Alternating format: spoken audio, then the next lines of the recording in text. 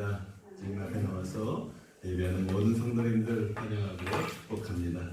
함께 찬양 43장 찬양 드립니다.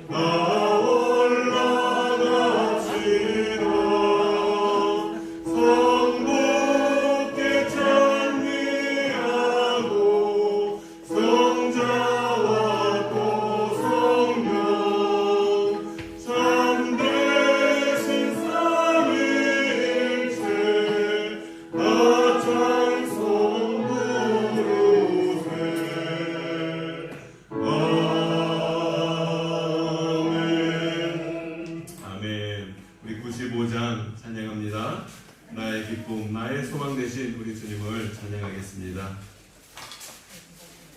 95장입니다. 옛날 찬송가는 82장입니다.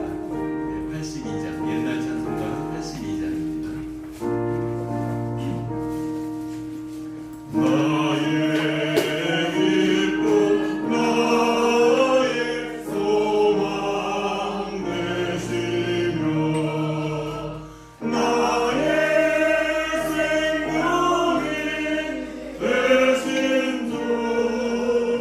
밤낮 걸려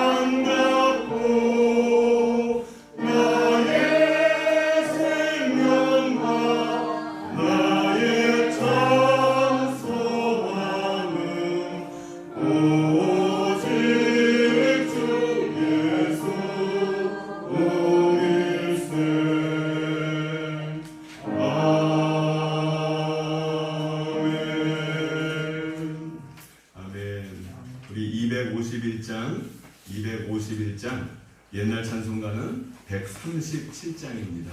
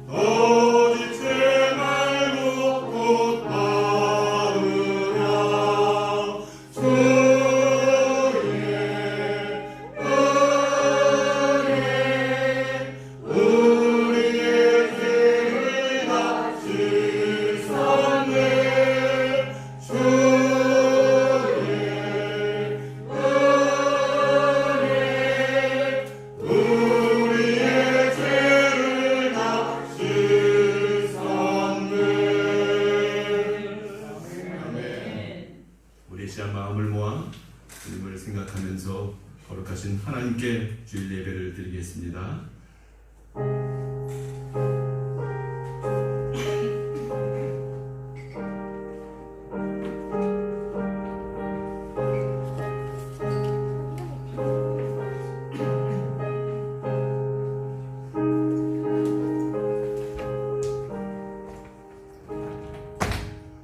너희는 여호와께 감사하며 그의 이름을 불러 아뢰며 그가 행하신 일을 만민 중에 알릴지어다. 그에게 노래하며 그를 찬양하고 그의 모든 기사를 전할지어다. 그의 성호를 자랑하라. 여호와를 구하는 자마다 마음이 즐거울지로다. 하나님은 영이시니 예배하는 자가 영과 진리로 예배할지니라. 아멘. 사랑의 하나님, 결실의 계절 가을이 깊어가고 있습니다. 우리도 아름다운 신앙의 열매를 하나님께 드리고자 정성껏 예배를 드립니다. 성부 하나님의 영광이 이 성전 가운데 가득하게 하시고 성자 예수님의 십자가 은혜가 강물처럼 흐르게 하여 주시옵소서. 보혜사 성령님께서 친히 우리 마음 가운데 임재하여 주셔서 영과 진리로 예배하게 하여 주시옵소서. 이 시간 주님 앞에 드리는 주의 사랑하는 모든 자녀들이 주님께서 친히 세우신 종을 통하여 들려주시는 말씀을 통하여 은혜 받게 하시고 우리 안에 도사리고 있던 슬픔과 두려움과 염려가 모두 사라지는 은혜를 덧입혀 주시옵소서. 언제나 우리와 함께 계시며 동행하시는 예수님의 이름으로 기도하옵나이다. 아멘. 우리 이 시간 다 일어나셔서 찬송가 621장 찬양드립니다.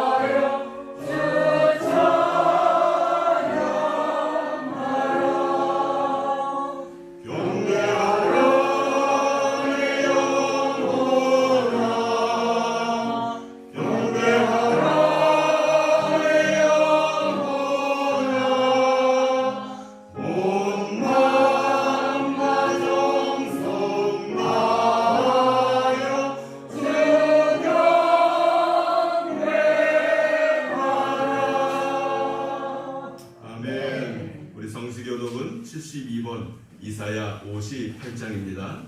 주보를 참고하셔도 좋습니다. 성시교독은 72번 이사야 58장입니다. 내가 기뻐하는 금식은 흉악의 결박을 풀어주며 멍에의 줄을 끌어주며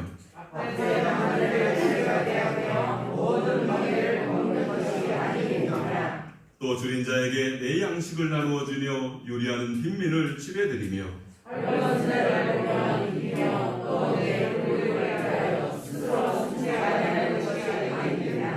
그리하면 내 빛이 새벽같이 비칠 것이며 내 치유가 급속할 것이며 내 공의가 내 앞에 하고 여호와의 영광이 내 뒤에 오게 하리니 내가 부를 때에는 나 여호와가 응답하겠고 내가 부를 때에는 내가 여기 있다 하리라. 만일 내가 너희 중에서 멍에와 손가락질과 허망한 말을 제하여 버리고 줄인 자에게 내 심령을 통하여 배워하는 자의 심령을 만족하게 하면 내 빛이 흑암 중에서 떠올라 내 어둠이 낮과 같이 될 것이며 여호와가 너를 항상 인도하여 메마른 곳에서도 내 영혼을 만족하게 하며 내 혀를 강구하게 하리니 너는 붉은 동산 같겠고 물이 끊어지지 아니하는 샘 같으시다. 아멘. 우리 사도신경으로 신앙을 고백합니다. 전능하사 천지를 만드신 하나님 아버지를 내가 믿사오며 그 외아들 우리 주 예수 그리스도를 믿사오니 이는 성령으로 잉태하사 동정녀 마리아에게 하시고 본디오 빌라도에게 권한을 받으사 십자가에 못 박혀 죽으시고 장사한 뒤 사흘 만에 죽은 자 가운데서 다시 살아나시며 하늘에 오르사 전능하신 하나님 우편에 앉아 계시다가 저리로서 산자와 죽은 자를 심판하러 오시리라. 성령을 믿사오며 거룩한 공예와 성도가 서로 교통하는 것과 죄를 사하여 주시는 것과 몸이 다시 사는 것과 영원히 사는 것을 믿사옵나이다. 아멘.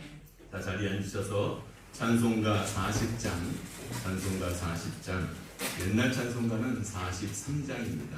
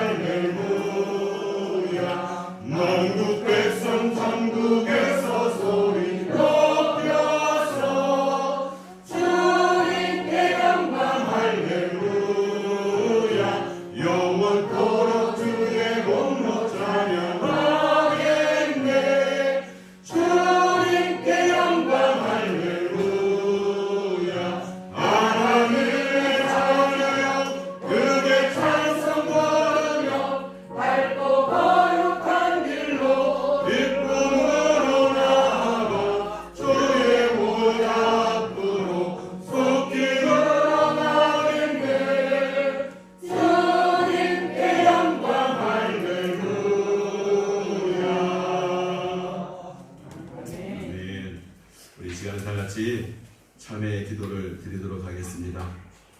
우리의 일주일 동안의 삶 가운데 우리들의 마음으로 지은 죄, 말과 행동으로 지은 죄, 은밀한 중에 믿음 없이 살았던 우리들의 모습들, 죄와 허물 가운데 살았던 우리들의 모든 모습들을 주님 앞에 이 시간 고백하며 주님의 은혜를 사모하는 자매의 기도를 한 목소리로 주님 앞에 드립니다.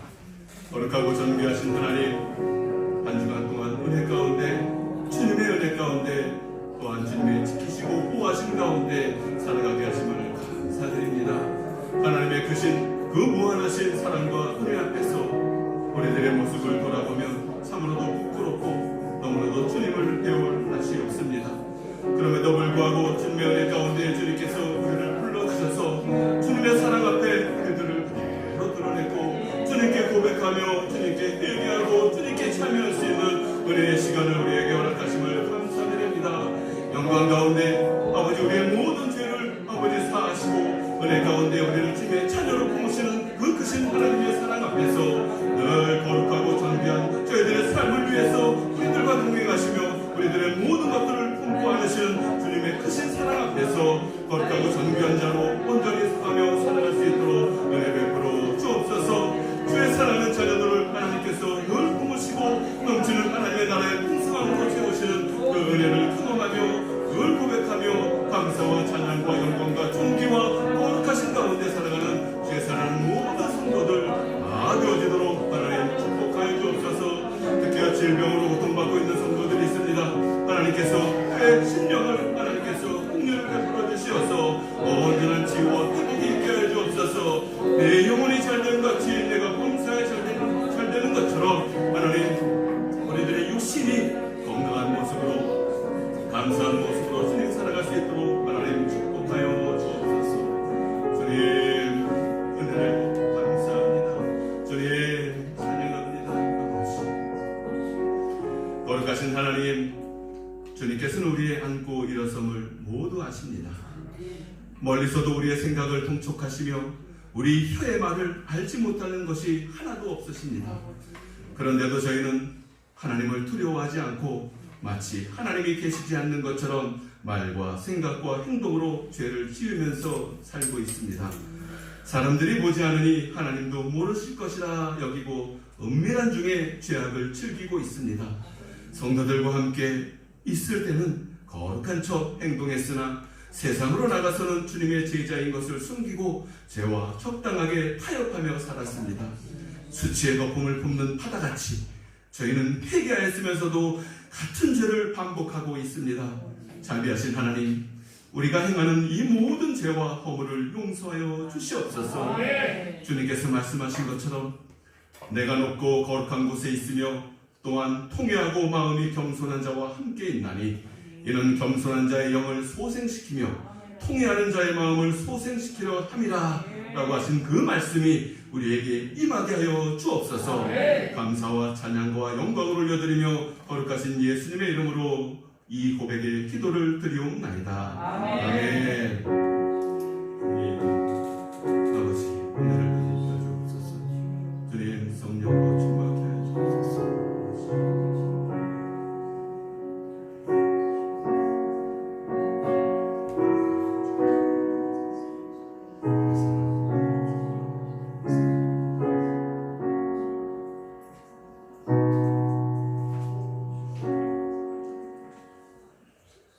하나님께서 우리에게 주시는 말씀은 누가복음 17장 1절에서 10절의 말씀입니다. 누가복음 17장 1절에서 17절의 말씀, 신약성경 123면에 있습니다.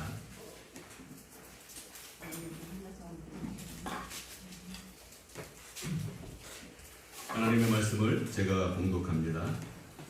예수께서 제자들에게 이르시되 실족하게 하는 것이 없을 수는 없으나 그렇게 하게 하는 자에게는 화로다. 그가 이 작은 자 중에 하나를 실족하게 할진대 차라리 연자 맷돌이 그 목에 매어 바다에 던져지는 것이 나으리라. 너희는 스스로 조심하라. 만일 내 형제가 죄를 범하거든 경고하고 회개하거든 용서하라. 만일 하루에 7번이라도 내게 죄를 짓고 7번 내게 돌아와 내가 회개하노라 하거든 너는 용서하라 하시더라. 사도들이 주께 여짜오되 우리에게 믿음을 더하소서 하니 주께서 이르시되 너희에게 겨자씨 하나할 만한 믿음이 있었더라면 이 뽕나무더러 뿌리가 뽑혀 바다에 심기어라 하였을 것이요 그것이 너희에게 순종하였으리라.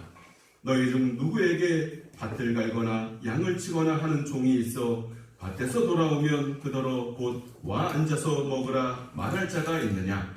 도리어 그더러 내 먹을 것을 준비하고 띠를 띠고 내가 먹고 마시는 동안에 수종 들고 너는 그 후에 먹고 마시라 하지 않겠느냐?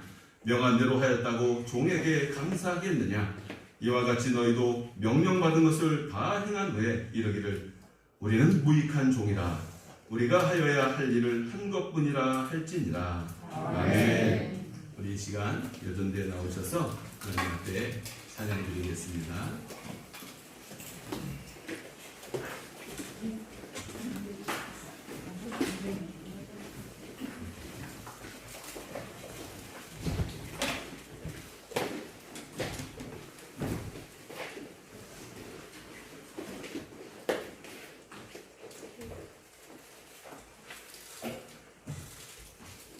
오른쪽으로 좀 가셔야겠는데.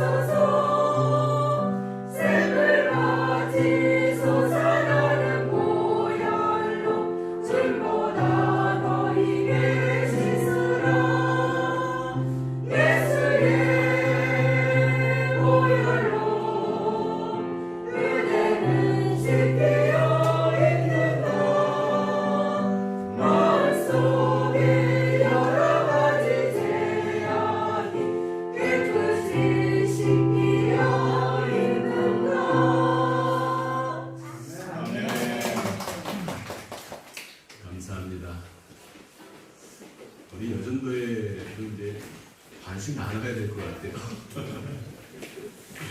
너무 감사드립니다.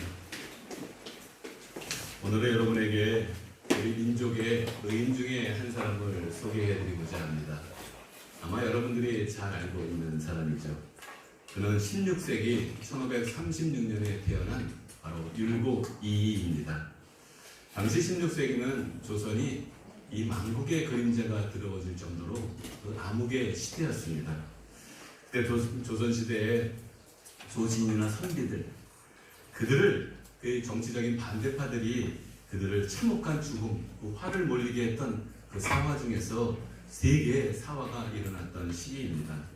그리고 임꺽정의 난을 비롯해서 정열의 모반, 왜고들의 그런 행포들이 이 국내 외적으로 계속 혼란한 시기가 바로 16세기였습니다.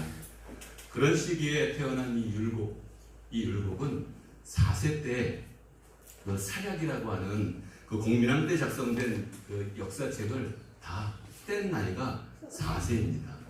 이때 뗐다라고 하는 표현은 우리가 그냥 한 권 책을 읽었던 그런 표현이 아니라 그것을 완전히 습득했다라는 그런 의미입니다.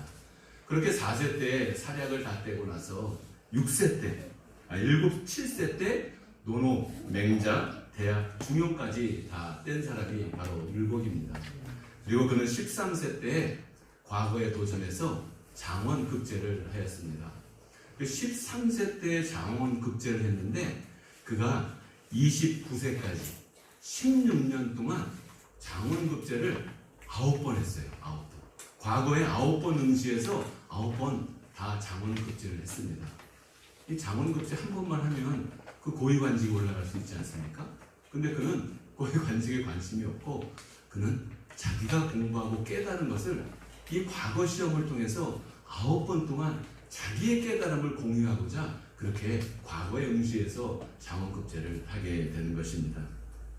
그리고 나서 그 이후에 그가 30세가 된 후부터 주요 관직에 이르게 됩니다. 호조, 그 다음에 이조, 형조, 병조에 거쳐서 주 관직들을 다 두루 섭렵하고 그리고 왕을 다스리는 왕에게 가르침을 주는 그런 스승으로 동호문답과 성악지료 같은 그런 고전을 기술한 바로 그런 천재가 이 율곡이입니다.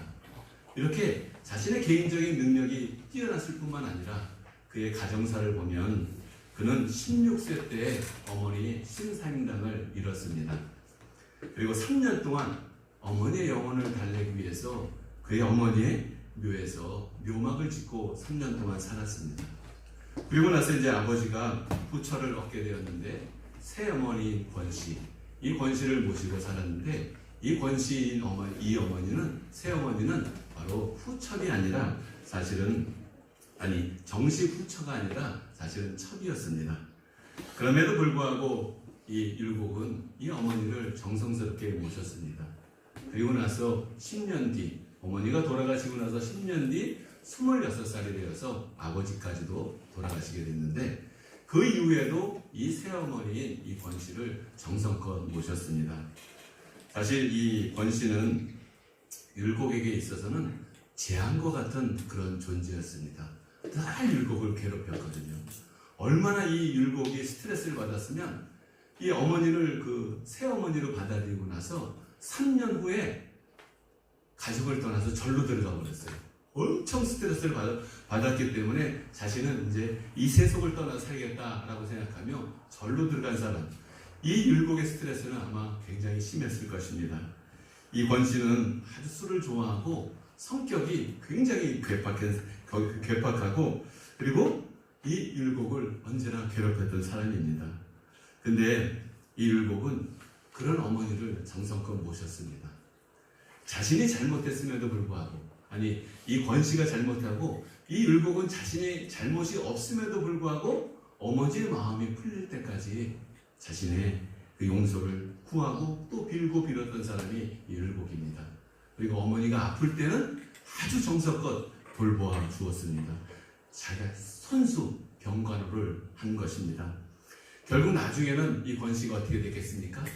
이 율곡에게 감동이 되어서 내가 이제 앞으로는 율곡과 같이 살겠다라고 율곡의 덕을 사모하며 살았다고 합니다. 이처럼 가정에 충실했을 뿐만 아니라 또한 이 나라를 위해서는 정말 충정 어린 그런 사람이었습니다. 그는 바른 정치를 이루고자 했습니다. 그래서 비록 자신이 역적으로 몰려 죽음에 처한다 할지라도 왕에게 충정어린 그런 간언을 한 사람이 바로 이 율곡입니다. 그리고 또 백성을 다스릴 때는 자신의 가족처럼, 내 가족처럼 그 백성들을 다스렸습니다. 얼마나 이 백성들을 다스렸는지, 잘 다스렸는지, 자신이 가지고 있는 재산을 다 어려운 백성들에게 나눠주다 보니까 정작 본인은 먹을 것이 없어서 대장간을 차려서 호미와 낙 같은 것을 만들어서 그것을 팔아서 자신의 생계를 유지했다고 그렇게 이야기하고 있습니다. 그 외에도 그는 자신이 가지고 있던 이 뛰어난 지식을 여진족의 난을 평정했을 뿐만 아니라 왜군의 큰 그런 전란을 예비하고 대비했던 그런 큰 인물입니다.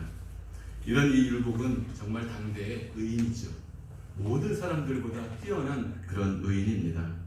이런 의인처럼 우리가 살 수 있다면 참 좋겠다라는 생각을 하게 되는데, 이 율곡은 이런 모습으로 자기가 살게 하기 위해서, 늘 자신을 경계하기 위해서 그 자경문이라고 하는 그 글을 써서 그 글을 늘 보면서 자신을 다졌다고 합니다.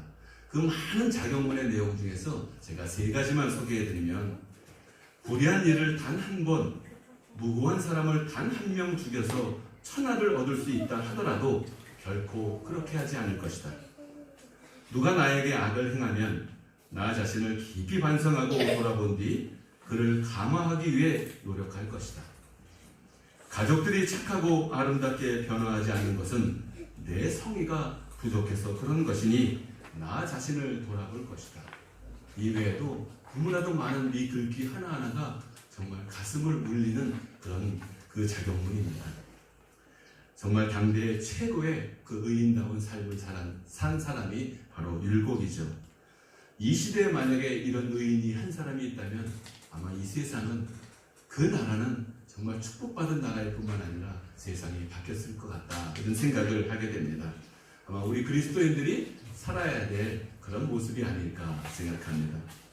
하지만 이러한 율곡도 하나님 앞에서는 그저 무익한 종입니다. 하나님 나라에서는 그 하나님 나라의 의의 기준으로 봤을 때 율곡은 보이지도 않는 먼지와 같은 그런 존재라는 것입니다. 예수님께서 오늘 1절에 이런 말씀을 하십니다. 실족하게 하는 것이 없을 수는 없으나 그렇게 하게 하는 자에게는 화로다라고 이야기를 합니다. 실족하게 한다는 것은 형제를 시험에 빠뜨리는 것입니다. 이 잘못된 믿음으로 인도하는 것입니다. 즉 우리의 말과 행동으로 인해서 우리 형제들의 그 마음에 시험이 들고 그 마음이 낙심케 되는 것을 이야기합니다.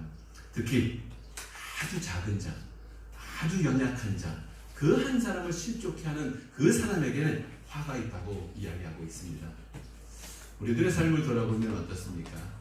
우리는 이 작은 자 한 사람, 우리 주변에 그 한 사람들에게 실족해 한 그 일, 낙심케 한 일이 여러분들 지금까지 살아오면서 한 번도 없습니까? 사실은 율곡도 사실은 아무리 의인답게 살았다 하더라도 그도 마찬가지로 실족해 하는 일이 틀림없이 있었을 것입니다. 그런데 예수님은 이 실족해 하는 일이 있다면 그것은 화로다라고 이야기를 하고 있습니다. 참으로 난감한 일입니다. 이는 불가능하기 때문입니다. 그래서 예수님도 없을 수는 없으나 이렇게 단서를 달고 있죠. 실족해 하는 일이 없을 수는 없으나 하지만 그렇다 하더라도 결국 화가 임한다라고 말씀하고 계십니다. 그리고 그 결과를 2절에서는 이렇게 말씀하고 계세요. 차라리 목에 연자 맷돌을 매달고 바다에 던져지는 것이 더 나을 것이다 라고 이야기를 합니다. 이 연자 맷돌은 그 맷돌의 밑짝을 이야기합니다. 이 연자 맷돌은 나귀 맷돌이라고도 이렇게 표현합니다. 왜냐하면 나귀들이 그 맷돌을 돌렸기 때문입니다. 그렇다면 얼마나 무겁겠어요. 사람이 들을 수 없는 그런 무게 아닙니까? 근데 그 연자 맷돌을 목에 메어서 바다에 던져지는 것이 실족해 하는 사람에게 임하는 화보다 훨씬 더 낫다 이렇게 표현하고 있습니다. 오히려 죽음이 더 낫다는 것이죠. 우리가 16장 부자와 나사로 사건에서 보았던 이 지옥을 이야기하고 있는 것입니다. 이처럼 형제를 실족해 하는 것이 정말 무서운 죄라는 것을 우리들에게 표현합니다.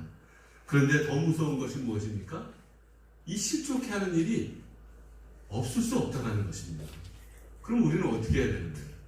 우리는 모두 아무리 의인답게 살아도 실족해 하는 일이 없을 수 없기 때문에 다 이런 형벌을 받아야 되는 것입니까? 주님은 도대체 왜 이런 말씀을 하시는 겁니까? 우리의 죄된 본성을 말씀하고 계신 것입니다. 예수님은 이런 인간의 죄의 본성을 또 그 다음 구절인 용서에 대한 비유를 통해서 다시 한번 말씀해 주십니다. 17장 4절의 말씀을 제가 읽어드립니다. 만일 하루에 7번이라도 내게 죄를 짓고 7번 내게 돌아와 내가 회개하노라 하거든 너는 용서하라, 이렇게 말씀하셨습니다. 하루에 7번 나한테 동일한 죄를 짓고 와서 동일한 회개를 요청하면 여러분들 용서할 수 있습니까? 또 이 7번이라고 하는 것은 완전한 용서를 이야기하는 것입니다. 사실 불가능한 이야기죠. 이 실족해 하는 일이나 7번 용서하는 일이나 인간에게는 불가능한 일입니다. 그런데 이를 행하지 않으면 너에게 화가 있다라고 말씀하고 계십니다. 예수님께서 일전에 이 용서에 대한 비유로 이런 말씀을 하신 적이 있습니다. 한 번은 그 임금이 결산을 해보니 1만 달란트를 빚진 자가 있었습니다. 그래서 임금이 그 일을 불러가지고 이렇게 이야기합니다. 내 몸과 아내와 자식들과 모든 소유를 다 팔아서 갚아라 라고 말합니다.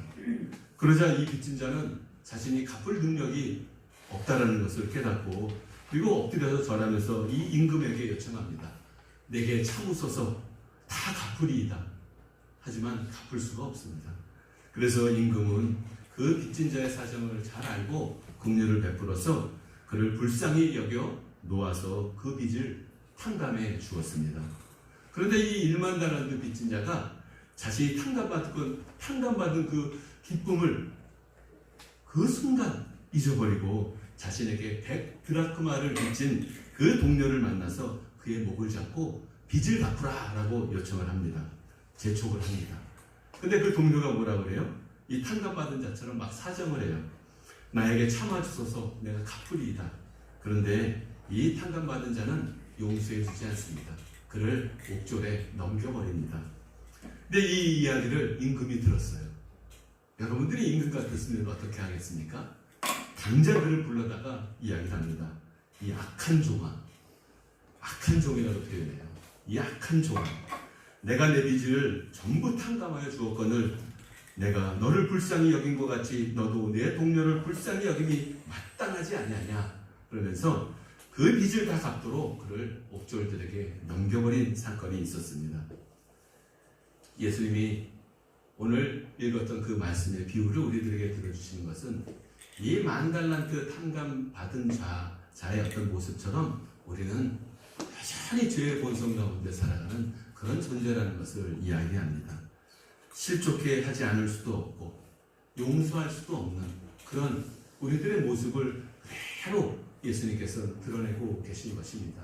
하지만 그럼에도 불구하고 실족해서는 안 된다, 용서해야 된다라는 말씀까지도 하고 계십니다.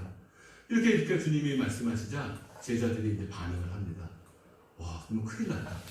이것을 어떻게 해결할 수 있을까? 여러분들은 어떻게 해결할 수 있겠습니까? 그래서 제자들은 예수님에게 말합니다. 예수님, 우리에게 믿음을 더하소서. 믿음이 있으면 될 거라 이렇게 생각을 한 겁니다. 믿음이 우리에게 충만하면 이 문제를 해결할 수 있을 거라고 이 제자들은 생각하고 예수님에게 믿음을 더해 주세요. 저 더해달라고 요청합니다. 제자들은 예수님과 동행하면서 본 것이 있습니다. 이 믿음이 있으면, 그러니까 예수님께서 병든 자를 치유하고 그리고 그 귀신 들린 자를 쫓아내고 그리고 많은 사람들에게 양식을 공급할 때 항상 하신 말씀이 있어요. 믿음, 바로 믿음, 믿음으로 치유되고 믿음으로 회복된다는 것을 우리들에게 말씀하셨기 때문에 이 문제는 믿음의 문제구나, 우리가 믿음이 있으면 이 문제를 해결할 수 있겠구나 생각하고 예수님에게 믿음을 더하소서 이렇게 요청한 것입니다. 그런데 예수님은 제자들이 이 믿음을 더해달라고 요청을 한 이 제자들에게 그래, 내가 너에게 믿음을 더해줄 테니까 앞으로 실족하게 하는 삶을 살지 말아라, 용서하는 삶을 살아라 그렇게 말씀하지 않습니다. 오히려 엉뚱한 말씀을 하세요. 엉뚱한 말씀을 하시는데 이 믿음을 더해달라는 말하고 이 뒤에 있는 말씀이 어떻게 연결되는지 좀 어렵게 예수님이 말씀하고 계신 거예요. 17장 6절에 주께서 이르시되 너희에게 겨자씨 하나할 만한 믿음이 있었더라면 이 뽕나무더러 뿌리가 뽑혀 바다에 심기어라 하였을 것이요 그것이 너희에게 순종하였으리라 라고 말씀하십니다. 그래서 제자들은 자신들이 믿음이 있다고 생각하고 우리에게 믿음을 좀 더해주세요 라고 이야기했더니 예수님 오히려 겨자씨 하나할 만한 믿음이 있습니다. 그 겨자씨 하나할 만한 믿음만 있어도 이 뽕나무더러 뽑혀서 바다에 심겨지라 하더라도 심겨진다, 그런 말씀을 하시는 거예요. 바로 이 믿음에 대해서 바른 가르침을 우리들에게 주고 있는 것입니다. 우리도 믿으면 우리가 구원을 얻고 믿으면 우리는 하나님의 나라 영생을 누리고 이렇게 생각하지 않습니까? 이 제자들의 모습이에요. 사실은 자세히 따져보면 내가 믿음이 있으면 나는 구원을 얻어 영생을 얻을 수 있겠구나. 내가 믿음이 있으면 이 땅에서 의로운 자로 살아갈 수 있겠구나. 정작 본인은 그렇게 살지 못하면서 그렇게 생각하며 살아가고 있는 그 제자들에게 바른 믿음이 무엇인지를 가르쳐 주고 있는 것입니다. 오늘 이 말씀 가운데 예수님이 제자들에게 겨자씨 하나할 만한 믿음을 먼저 말씀하고 계십니다. 우리가 잘 알다시피 이 겨자씨는 굉장히 작은 씨앗입니다. 너무너무 작아서 정말 이 겨자씨를 가지고 이것을 통해서 무슨 열매를 맺을까? 라고 생각하는 그렇게 작은, 다른 씨들보다도 너무 작은 씨앗이 바로 이 겨자씨입니다. 근데 이 겨자나무는 1년 생임에도 불구하고 이 겨자나무가 다 자라고 꽃이 피고, 노란 꽃이 핀다고 그러네요. 꽃이 피고 다 자라면 3m에서 4m까지 이른다고 합니다. 굉장히 큰 나무죠. 이처럼 우리가 보기에는 너무나도 작지만 이 겨자씨가 다른 나무들 못지않게 큰 나무를 이룬 것처럼 너희에게 이 겨자씨만한 믿음만 있어도 이 모든 문제들을, 그리고 너희들의 삶의 모든 역사를 이룰 것이다 라고 이야기하는 것이죠. 결국 뭐예요? 믿음이 없다라는 거죠. 이 제자들은 믿음이 없는 것입니다. 믿음이 있느냐, 그것이 더 중요한 문제라는 거예요. 나에게 믿음이 있는가? 근데 또한 이 뽕나무 비유를 또 말씀하십니다. 이 뽕나무는 그 돌무화과 나무, 우리 성경에 읽다 보면 이제 돌무화과 나무라는 표현도 나와요. 이 돌무화과 나무라고 이제 불리기도 하는데 1년에 열매를 2번 정도 맺는다고 합니다. 그러다 보니까 이 가난한 사람들이 이 뽕나무를 많이 심어요. 열매를 1년에 2번 맺으니까. 여러분도 1년에 2번 맺는 그 열매가 있는 나무 있으면 무조건 그거 심죠. 그죠? 우리 한 번 맺는 고추도 그렇고 여러 가지도 열심히 심어서 먹지 않습니까? 근데 1년에 2번 맺는다고 생각해 보세요. 이모작이 된다면 당장 그것은 빼놓지 않고 심지 않겠습니까? 근데 이 뽕나무는 1년에 2번 열매를 맺을 뿐만 아니라 생명력이 아주 강하고 이 밑둥까지 완전히 잘라버려도 그 그루터기에서 그 싹이 난다고 합니다.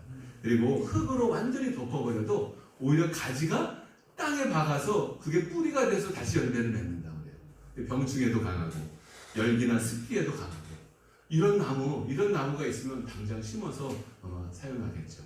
우리 고추 심어가지고 고추 그 약 주느라고 굉장히 힘들더라고요. 매주마다 한 번씩 약 줘야 되고, 그렇게 약을 줬는데도 비가 오는 장마철에 잠깐 딱 놓치니까 탄자병이 와가지고 얘네들이 다 죽어가더라고요. 그런데 이 뽕나무 같은 나무가 있으면 얼마나 좋겠습니까?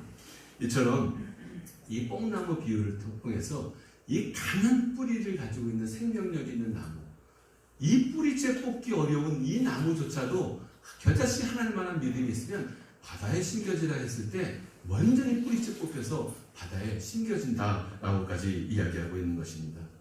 무엇을 이야기합니까? 믿음이 있느냐, 이 믿음의 중요성을 이야기하고 있는 것입니다. 그리고 더 중요한 게 있습니다. 이 믿음이 있느냐라고 하는 그 이야기보다 우리가 이 믿음은 우리가 구원의 조건이 아니라는 이야기입니다. 제자들은 이 믿음이 있으면 자신들이 병든 자도 치유하고 먹을 것도 공급해주고 그리고 실족하게 하는 일도 없고 의인처럼 살아갈 수 있을 거라고 생각하고 주님 내게 믿음을 주세요. 내가 믿음이 있으면 될 것 같아요. 그래서 내가 믿음만 있으면 나는 뭐든지 살 수 있을 거야 라고 생각을 했는데 그 생각은 결국 우리가 믿음만 있으면 우리 하나님의 나라 영원한 생명을 누리는 천국에 갈 수 있을 거야 라고 생각하는 제자들하고 똑같은 그런 생각을 우리들에게 고발하고 있는 것입니다. 결국 믿음은 조건이 아니라는 것입니다. 이 믿음만 있으면 나는 진정한 의인이 될 거라고 생각했는데 정작 그 의인 되는 조건이 믿음이 아니라고 예수님이 이야기하고 있는 것입니다. 그런데 예수님께서 이런 제자들의 요청에 대해서 아주 명확하게 무익한 종에 대한 비유를 이야기합니다. 이 무익한 종의 비유는 너희는 믿음이 있다 하더라도 너희는 무익한 종에 불과하다는 것을 우리들에게 이야기하고 있습니다. 근데 왜 믿음에 대한 이야기를 하다가 왜 갑자기 무익한 종이라는 그런 말씀을 하고 계십니까? 믿음이 있어도 결국 우리는 무익한 종이라는 것을 우리가 알아야 된다는 거예요. 내가 믿음이 있어서 구원에 이르는 그런 은혜를 하나님께 주셨다 하더라도 여전히 나는 무익한 종이라는 것을 깨닫지 못하면 그 믿음을, 그 은혜를 바로 인식하며 살지 못하는 그런 존재라는 것을 우리 주님께서 말씀하시면서 이 무익한 종을 통해서 우리들에게 바른 믿음을 이야기하고 있는 것입니다. 근데 이 오늘 본문에 읽었던 이 종은 사실은 열심히 양도 치고 밭일도 하고 그리고 주인의 가사도 열심히 돌봤던 사람입니다. 그런데 왜 이 종을 보고 예수님은 무익한 종이라고 말씀했을까요? 왜 무익한 종일까요? 이 종은 아무리 열심히 양을 치고 밭을 갈고 그리고 주인의 가사를 돌봐도 결국 자신이 빚진 빚을 다 갚을 수 없기 때문에 무익한 종인 것입니다. 자신이 생명을 가지고 다 바쳐도 그 1만 달란트 빚진 자처럼 자신의 생명, 자신의 가족, 자신의 아내, 자신의 가산을 다 팔아서 갚아도 갚을 수 없는 그런 빚진 자이기 때문에 그는 무익한 종인 것입니다. 아무리 의로운 자로 살려고 해도 여전히 실족하는 그런 일이 일어나는 그런 무익한 자. 7번까지 용서하려고 내가 아무리 용서하려고 해도 내 마음의 뿌리에는 분노가 솟아올라서 내가 이렇게까지 살아도 되나? 예수님께서 그렇게 다 용서하라고 완전한 용서를 우리들에게 가르쳐 주시나? 이런 분노가 내 안에 올라서 진정한 뽕나무 뿌리가 뽑히지 않는 그런 우리의 존재, 그런 우리의 존재를 주님께서 고발하시면서 너희는 여전히 무익한 종이다라는 이야기를 하고 계십니다. 이 무익한 종을 우리 주님께서 우리들에게 이렇게 각인시키는 이유가 있습니다. 바로 그것은 이 믿음은 어떤 구원의 조건이 아니라 이 믿음은 바로 하나님의 선물이라는 것입니다. 이것을 우리가 잘 알아야 합니다. 내가 믿음이 있으면 구원을 받는데?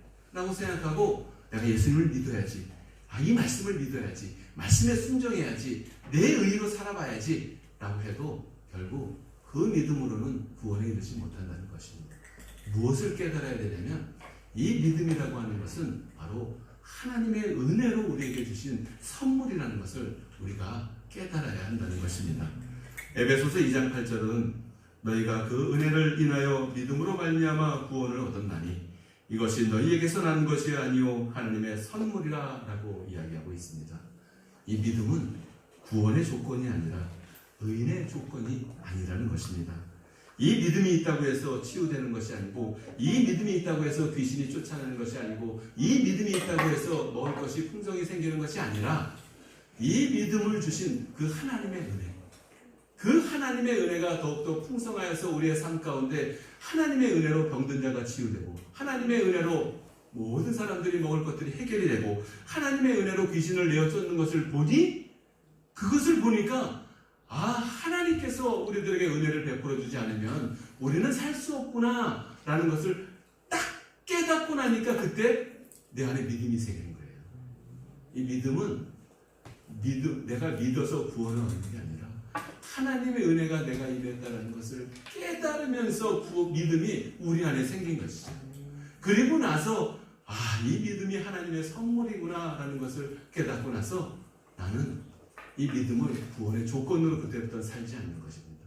하나님의 은혜를 바라보고 내 안에 믿음 없는 나를, 늘 무익한 종으로 살아가고 있는 나를 바라보면서 주님의 은혜 가운데 살아야 되겠다라는 그런 깨달음을 우리들에게 주시고자 이 무익한 종이라는 것을 우리들에게 말씀하고 계십니다.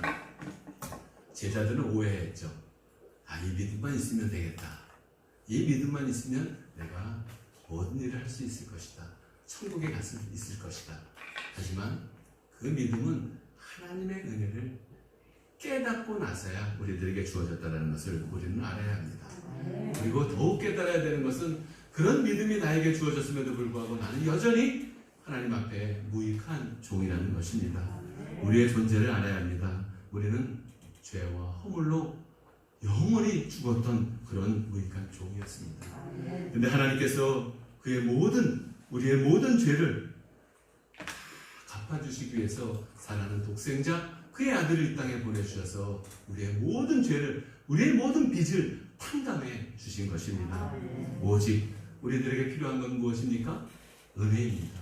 은혜를 깨닫고 내가 무익한 종으로 하나님의 그 1만 달란트를 갚아주신 그 하나님의 은혜를 생각하며 나의 삶의 모든 순간순간에 늘 감사와 기쁨으로밖에 살아갈 수밖에 없는 나를 깨닫게 하시기 위해서 그렇게 깨달은 그런 자는 어떻게 살아가겠습니까? 가장 낮은 자로 살지 않겠습니까? 1만 달란트 빚을 탕감받았는데 내가 누구에게 섬김을 받고 내가 누구에게 무슨 칭찬을 받고 내가 누구에게 높임을 받으려고 살아가겠습니까? 가장 낮은 자로 살아갑니다. 그렇게 낮은 자로 살아가는 사람을 보면서 여러분들 누가 그 사람을 보면서 실족당하겠습니까? 아이고 저런 사람 저렇게 살아가는 모습을 보니까 내가 죄송하고 내가 오히려 감사하고 그렇게 바라보지 않겠습니까? 그렇게 낮은 자로 살아가는 사람은 누구를 만나도 용서하지 않는 삶을 살 수 있겠습니까? 실족하지 않는 일이 사람의 힘으로는 절대 있을 수 없지만 내가 7번 용서하는 일이 사람의 힘으로는 절대 있을 수 없지만 하나님의 은혜를 깨닫고 이 은혜 가운데서 나를 구원해 주셨다라는 그 은혜 가운데 살아가는 그 사람이라면 그는 그의 삶의 모든 순간에 정말 이 실족이란 단어나 용서란 단어가 오히려 궁색할 것입니다. 이처럼 우리 주님께서는 우리의 모든 빚을 탕감해 주시기 위해서 이 땅에 오신 하나님의 아들입니다. 누구든지 이 예수 그리스도를 나의 주로 고백하고 그를 영접하는 사람에게는 그 예수 그리스도의 의를 덧입혀 주십니다.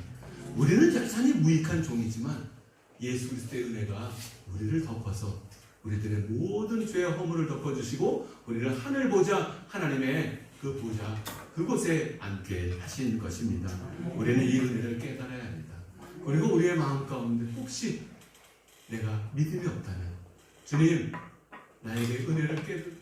나에게 주신 은혜를 깨닫고 그 은혜 가운데 살아갈 수 있도록 간절히 구하는 자에게는 하나님께서 성령을 주셔서 그를 하나님의 자녀로 삼아주시겠다고 하는 그 믿음의 고백을 할 수 있도록 우리를 인도하신다는 그 말씀의 의지를 따라서 우리는 늘 기도하고 예수 그리스도의 의로 덧입혀진 삶을 살아갈 수 있도록 간구하시기 바랍니다. 자신의 아들 독생자를 이 땅에까지 보내주신 하나님이시라면 우리에게 주시지 못할 일이 무엇이 있겠습니까? 우리는 그 예수 그리스도 우리 하나님의 사랑을 우리가 항상 기억하면서 믿음 안에서 정말 승리하고 은혜 가운데서 정말 나는 무익한 종이라는 것을 늘 잊지 않고 살아가면서 이 무익한 종을 구원해 주시는 그 하나님의 은혜 가운데 모든 사람들에게 이 은혜를 나누어주고 베풀어주고 그리고 은혜 가운데 더불어 기쁨을 누리는 저와 여러분이 되길 소망합니다. 우리는 하나님의 은혜 가운데 영원한 생명을 누리게 될 것입니다. 오직 하나님의 은혜입니다. 우리가 은혜를 받은 무익한 종으로서 이 땅에서 감사하며 살아가고 또 서로 이해하고 서로 용서하고 서로 사랑하고 서로 용납해주는 그러한 삶을 살아감으로 인해서 더욱더 우리가 기쁨을 누리며 또 주님의 마음을 기쁘시게 하는 저와 여러분이 되길 주님의 이름으로 축복하고 우리의 모든 성도들이 저 하나님 앞에 그런 은혜 가운데 영광을 돌리는 복된 은혜가 있기를 주님의 이름으로 간구하고 소망합니다. 거룩하고 존귀하신 하나님, 은혜와 사랑을 감사드립니다. 무익한 종인 우리가 주님의 은혜를 받았습니다. 무한하신 하나님의 사랑입니다. 이 은혜를 잊지 않고 살아가게 하여 주시옵소서. 구원받은 자로서 하나님을 부끄럽지 않게 하며 살아가게 하여 주시옵소서. 서로 사랑하게 하시고 서로 용서하며 서로 이해하고 서로 용납할 수 있도록 저희들의 심령을 주장하여 주시옵소서. 감사드리며 거룩하신 예수님의 이름으로 기도하옵나이다. 아멘. 이 시간에는 우리 황영근 권사님께서 우리 헌금 특송을 해주시겠습니다.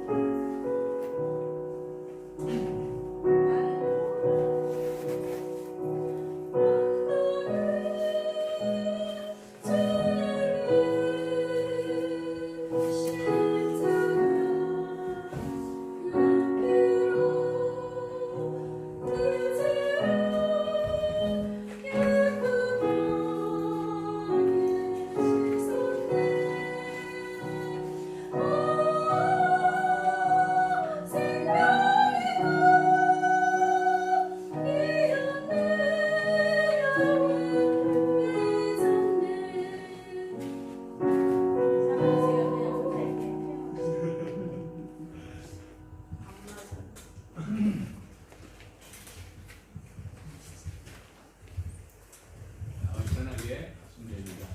다시 한번 우리 박수 하겠습니다. 갈보리 언덕에 주님의 십자가 그 피로 내 죄를 깨끗하게 씻었네.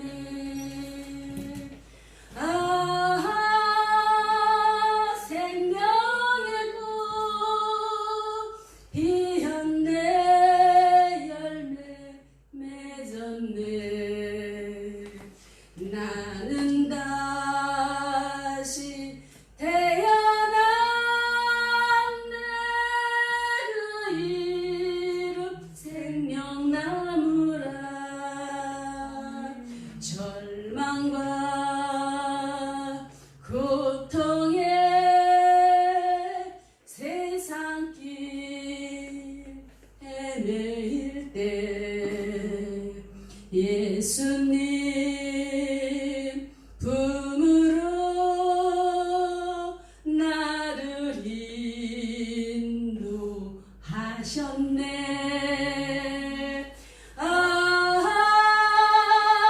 생명의 꽃 피었네.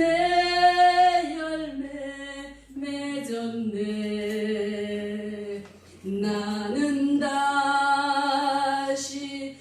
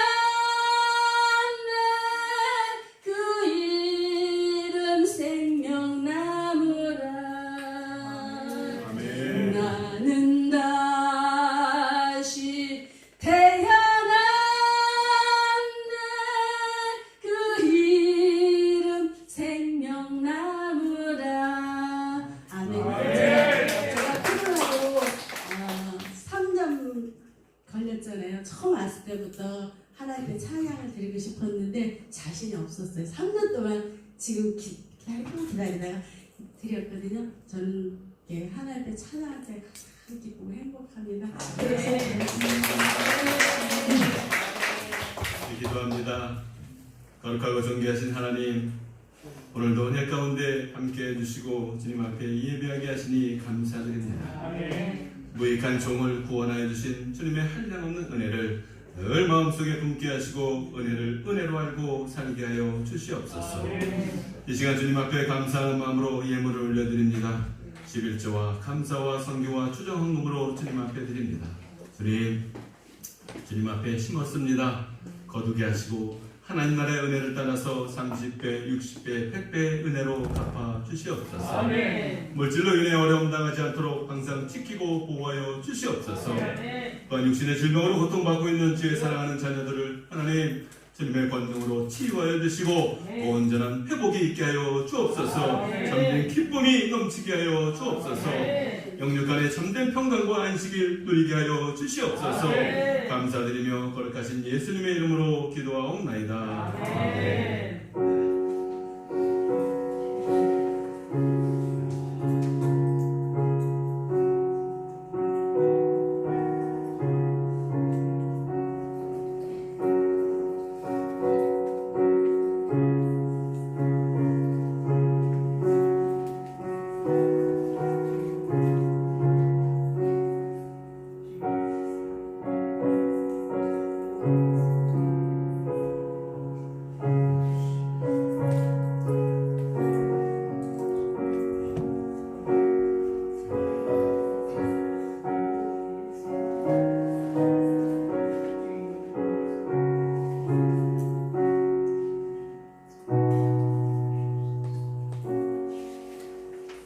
이 시간 함께 서로 인사하겠습니다. 하나님은 당신을 사랑하십니다.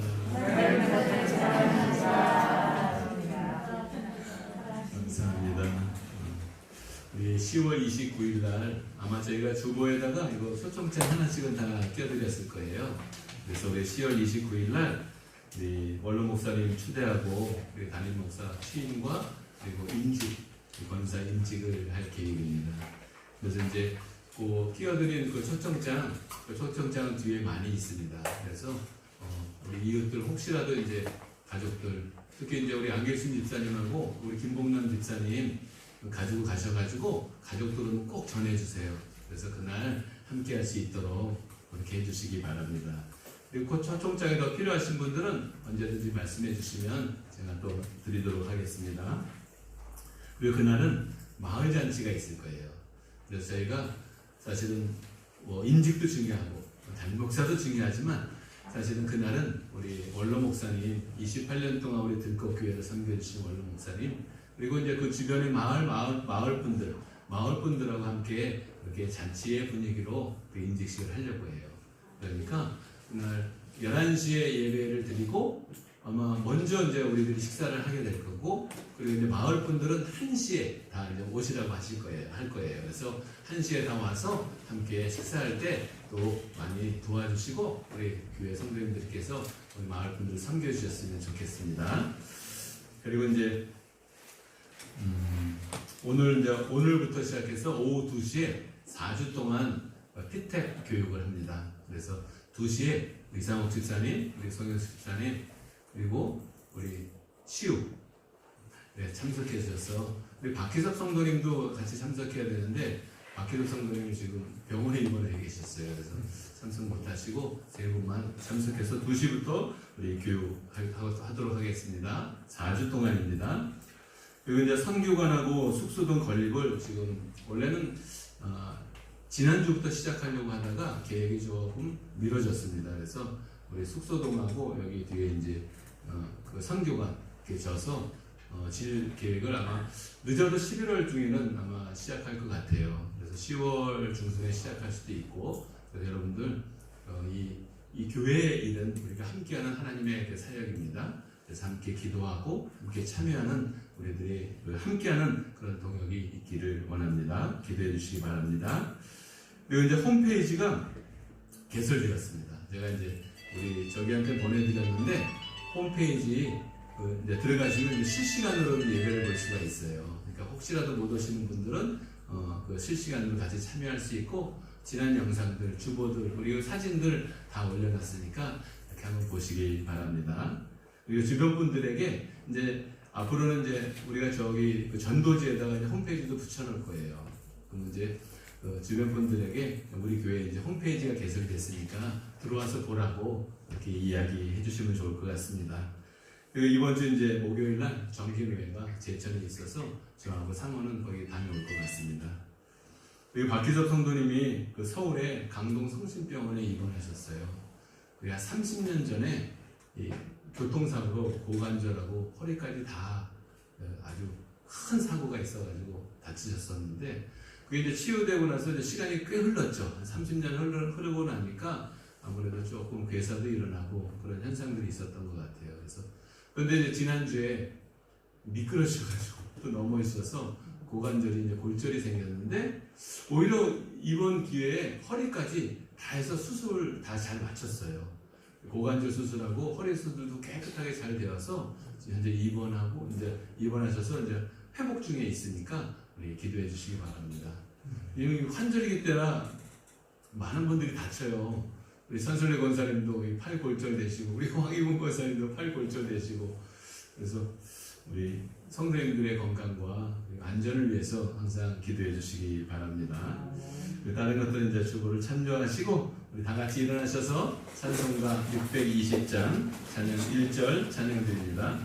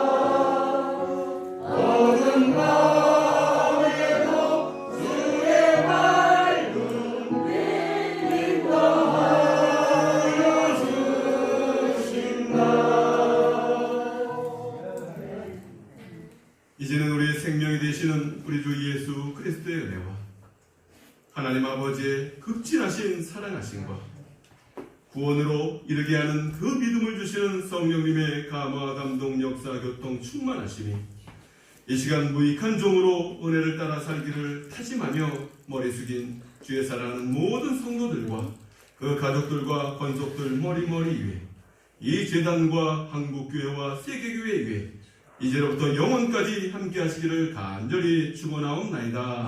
아멘.